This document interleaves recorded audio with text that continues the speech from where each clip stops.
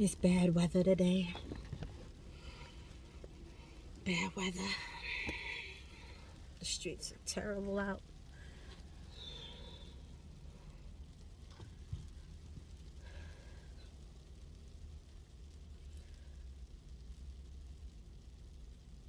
My breakup, and this may not apply to everybody, okay? And I'm just gonna jump right in because the emotions that I'm feeling, it's kind of hard for me to just pick a place where to start, how to start, build up, and then there's a delay in recording, and I'm just not gonna go through all of that. My breakup was more spiritual than it was anything else. And I had not realized that before.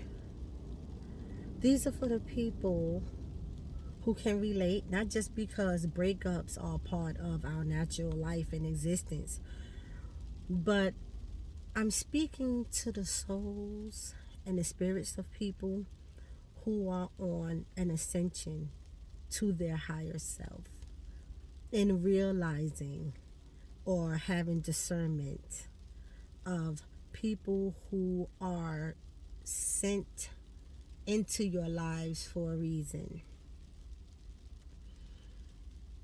And my breakup was more spiritual than anything. And this is what helps me to forgive repeatedly, because I also feel like when you do the research on forgiveness, it says, forgive for yourself, right? For yourself. And it wasn't about them. And I had to understand that part of forgiveness first, because I always just felt like forgiveness was for them, right? I felt like if you forgive them, then whatever blessings was caught up because they did some bullshit, like they got in their own way and they held their blessings up, it's a part of the karmic debt that they had to pay. So I'm like, okay, they holding their blessings up, and because they did some bullshit, to cause this karma, and to cause a part of their karma that they set up is their blessings is held up. So it's held up because of some shit that they did. Now if I forgive them, their blessings is gonna come down, which means ultimately, why should I be forgiving them so they could be blessed over some foul shit that they fucking did to me? Nah, they gonna hold that shit. I fucking forgive when I want to forgive. If they want forgiveness, maybe they need to go to Creator for that. But I'm learning that the reason why people search for forgiveness from you also is because they are trying to connect with the divinity that's in you. I believe at this point in my journey that we are the saviors that we keep looking for. We keep looking outside of ourselves to be saved. And I don't think that's necessarily the case. I think that when we go within and we connect with the God that is within us, because we was made in the likeness of, and He is in all of us. And if we can connect with that part of ourselves, we go deep enough and do the necessary work, we connect with our higher self, right? Which is the God in us. And I think that people come to us, the person that they did wrong to, for forgiveness, to connect with the God that is within that person, right? But I'm learning. And so with my breakup, I had to forgive more than once because I was very, very angry over different things. There was different things that affected me that I was angry about towards my ex. And here is what made me realize it was spiritual. In forgiving them each time, I pulled my power back to me. I was able to take my power back. See, when you are in love, you unintentionally, at least I believe, you unintentionally release your power to your significant other. In which case, I had done that unintentionally because I am a lover and I'm an empath, right? And he's a narcissist, but that's a whole nother story. So just by them little details, you can kind of understand the layers of forgiveness I had to go through, right? And so each time I forgave him for something and I called my power back to me, there was revelations, premonitions, and or epiphanies of what was going on with him, which helped me understand. Let me retract that last word. Which helped me understand how things got out of balance and why. And I'm thankful that I was able to get this information because this person is a narcissist. They gave me no closure. They gave me no apology. This is everything that I had to do on my own. I had to create my own closure. And I had to apologize to myself for so many things. So many things. So each time I apologized to myself and forgave myself, I was able to provide them with forgiveness. And in return, I was enlightened with information regarding them. And it is a awesome space to be in, although I did not feel it at that time, and sometimes it's still kind of upsetting, but here's why it's upsetting. And it's not that I didn't completely forgive, it's upsetting because I'm trying to figure out now which way do I go, meaning how do you slay the dragon without becoming the dragon, right? And so in order to keep myself open for love, remain open for new experiences, I had to discard the old me. Everything about me that got me to that point in meeting them and giving them my power, everything that got me up into that point, I believe I outgrew those things. I outgrew those ways and tactics and thought processes.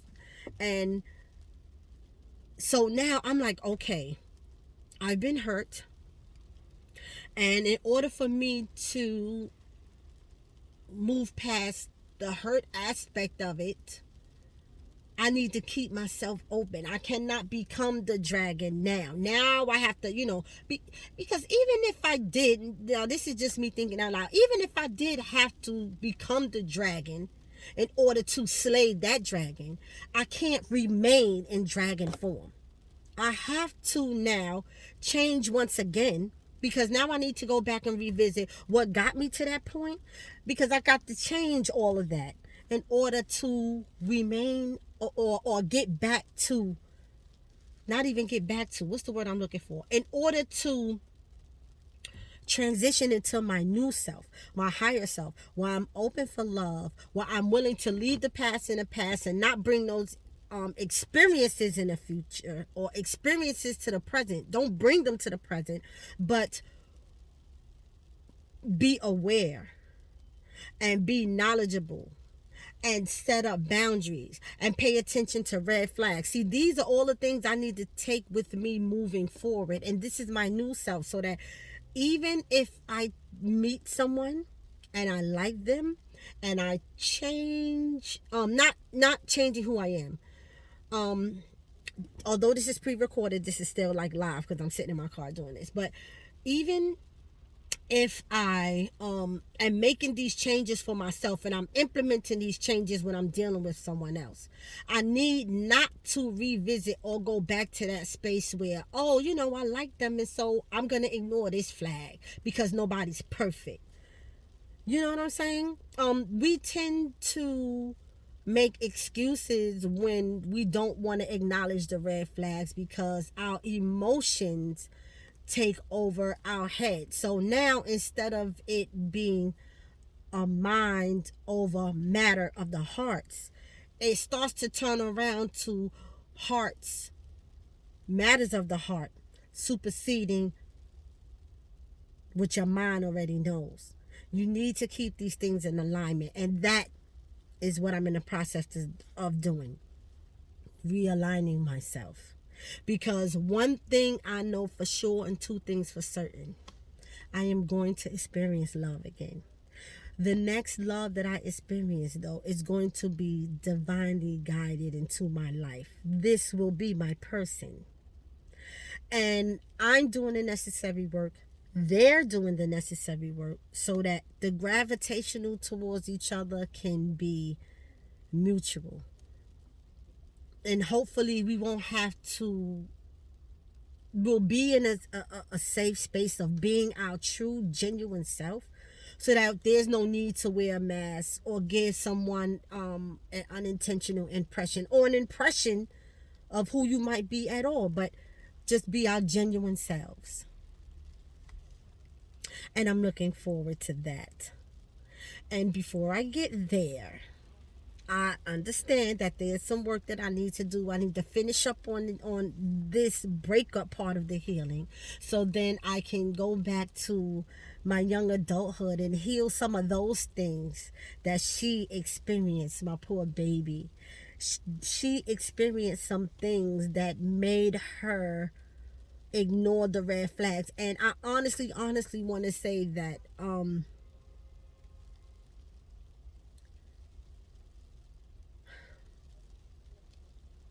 it's not that I don't want to take accountability, but this is my truth. I don't think or believe, when I look back, that I've ever really ignored the red flags. I don't think I ever looked at who he really was and said, oh, well, nah, nobody's. I don't think I've done that. I just think I've collected them. I accepted them and used the excuse that nobody's perfect and said to myself, well, you know what? You are not perfect. And you are not allowed to judge them for who they are. If you're going to love them, because love is unconditional. So if you're going to love them, you're going to take those fucking flags and you're going to sincerely hope and you're going to pray, because it can honestly go either way. And you can't be mad if it go either way.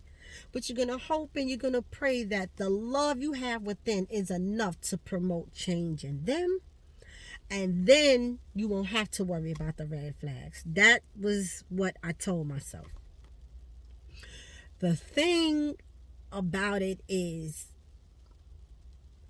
I think it was hurtful too, in realizing that although I've always worked on myself and I always thought that I was this dope ass person, I wasn't enough for them to spark change. And I think that hurt me, because I've always been sincere. I've always been sincere and genuine with them. And I thought my love was enough. I think most of us think that way as women. I can't really speak for men. I'm talking to you from a feminine aspect.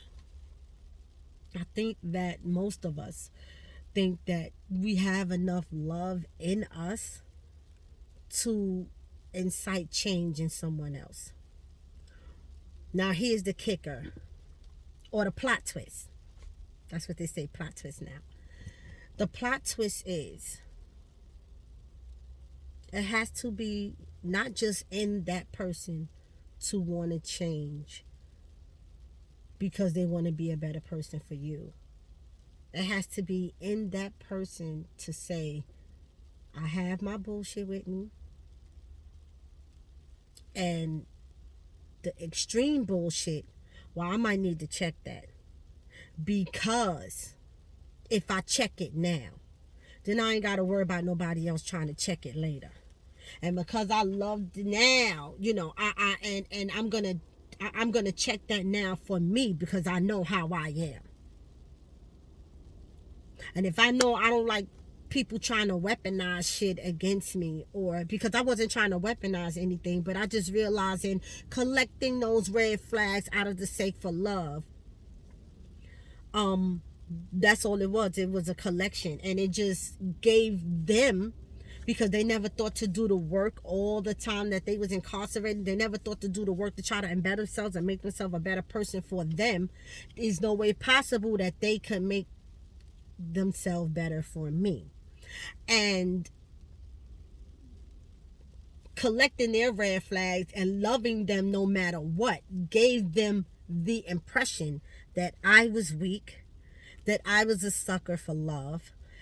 They saw that I was an empath, so they said to themselves, you know what, I can do whatever the fuck I want to do to her, and she's always going to be around. So that incited in them to keep going and do worse shit. And I think it just exploded at one point. And an explosion came, I honestly feel, because I've always chose him since we were young. I've always chose him. I chose him over and over and over again, right? And the one time that I needed him to choose me, he did. And I'm okay with that now.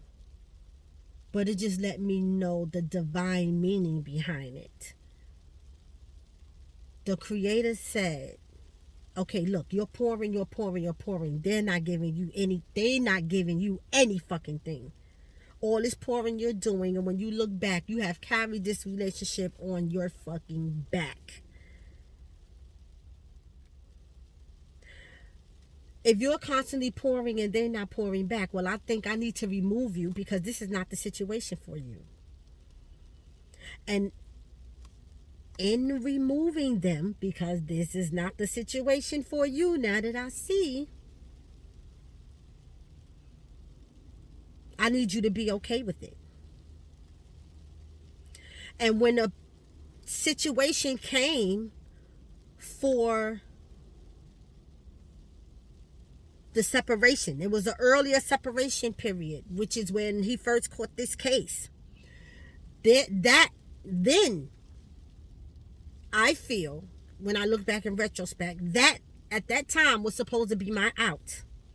That was supposed to be the time that I chose me, because the dynamics was set up in a way for the Creator gave me another, well, I won't say ultimatum, I think that's a little bit harsh, but the Creator said to me, okay, you're always choosing this person even over yourself. You have become the sacrificial lamb in this shit, and you're always choosing this person. So what I'm gonna do, I'm gonna remove this person from you. The meme that says, when something is not for you, the universe will allow the person to hurt you so bad till you ain't got no choice but to let go.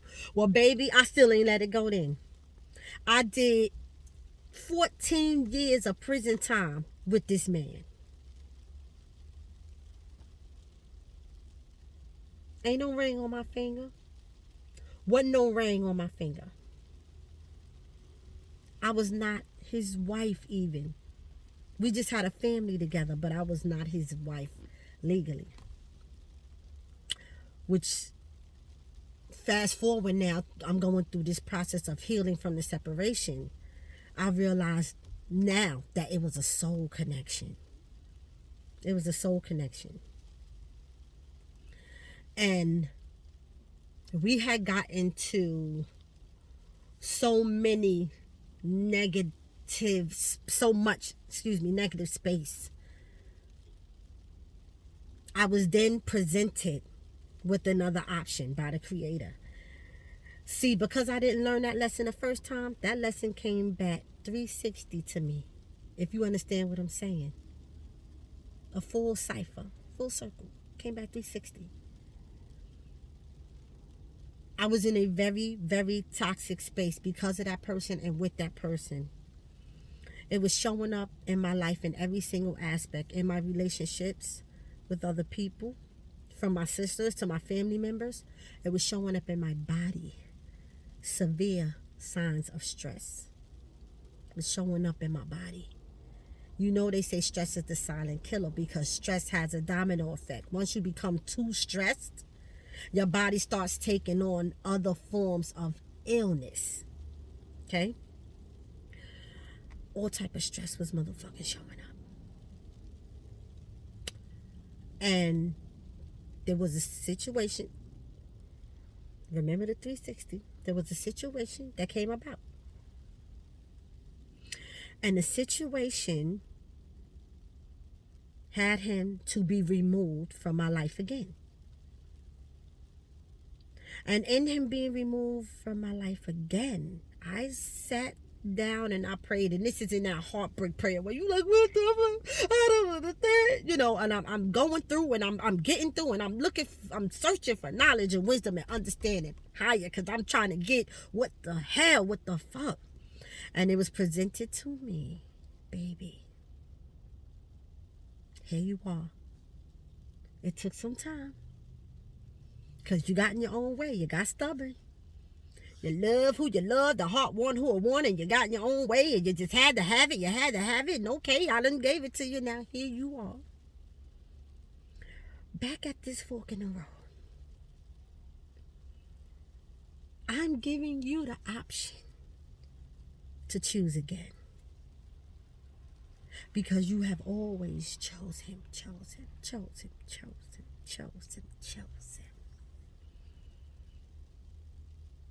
And in these lessons, when he is taking you through, can you think of one time when he chose you? Tell me one time that he poured back into you.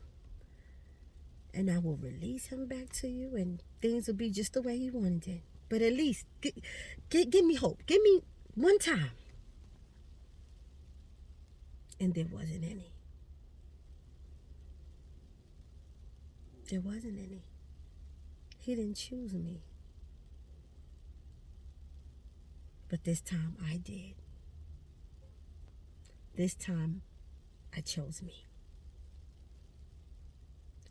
And I am learning and healing and learning and ascending. And I'm going through this process because now I understand on a deeper level the connection of love. And so when I am apologizing to myself, finding my own closure, I'm able to forgive him in stages. And in that forgiveness, I am coming into knowledge, wisdom, and understanding as to what was going on, why he did not choose me. And I am okay now. I was not always. When you are with someone for decades, you hear me? It is hard to change what becomes normal. You know, like we know toxic shit ain't normal. But you deal with the shit for so fucking long. You start to say, you know, it starts to normalize itself in your life. You know what I'm saying? And you know, but I'm here now. And I really, really am in a better space. And I'm so grateful for that. And I'm even grateful for the revelations that I have been getting. Because, like I said, the revelations is coming in. And it's giving me the power and the strength I need to continue to snatch my power back.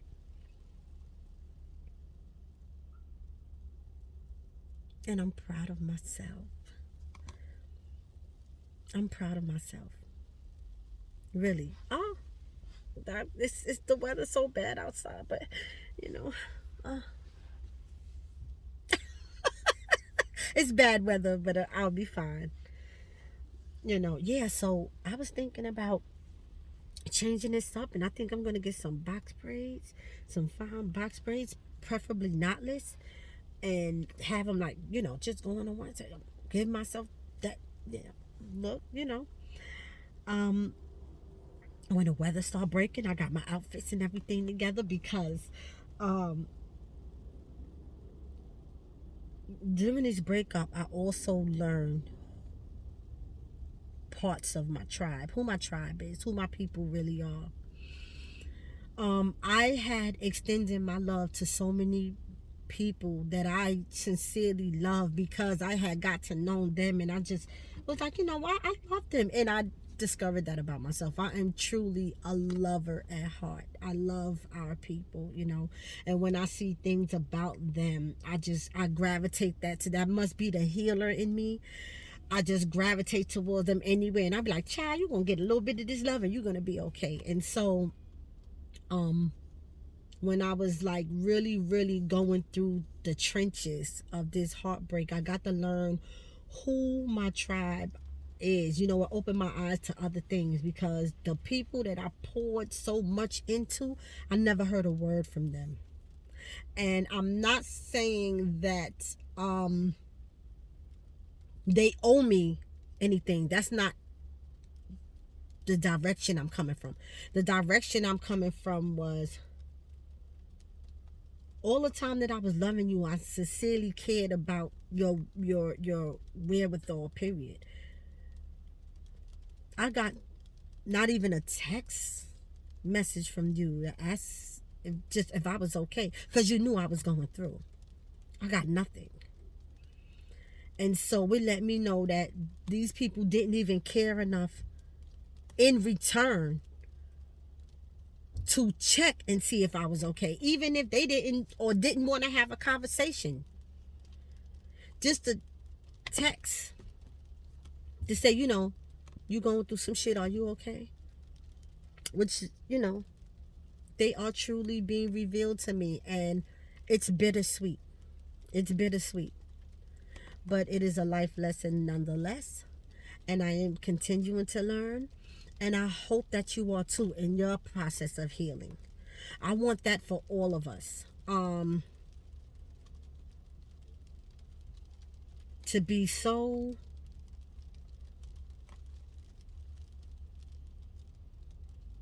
steadfast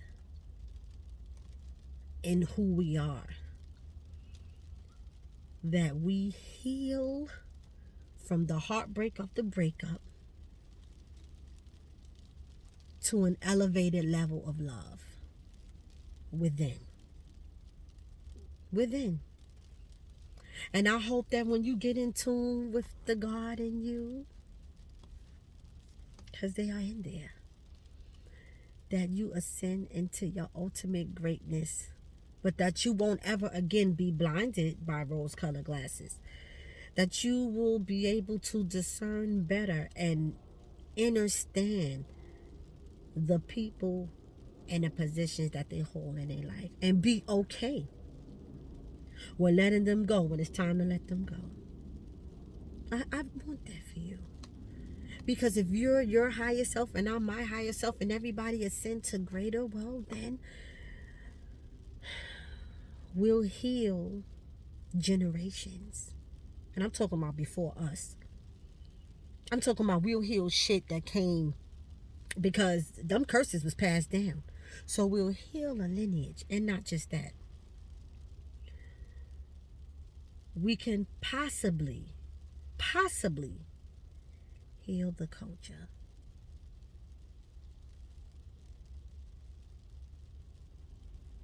Maybe that's a conversation we ain't ready for yet. Take your time, Pastor. Take your time. I wish you a blessed and wonderful day, regardless of how the weather is, because I love, love, love, love, love rainy days. Rain is cleansing. So on this rainy, cloudy, snowy, chilly day, I wish you a better day of healing. We'll talk soon.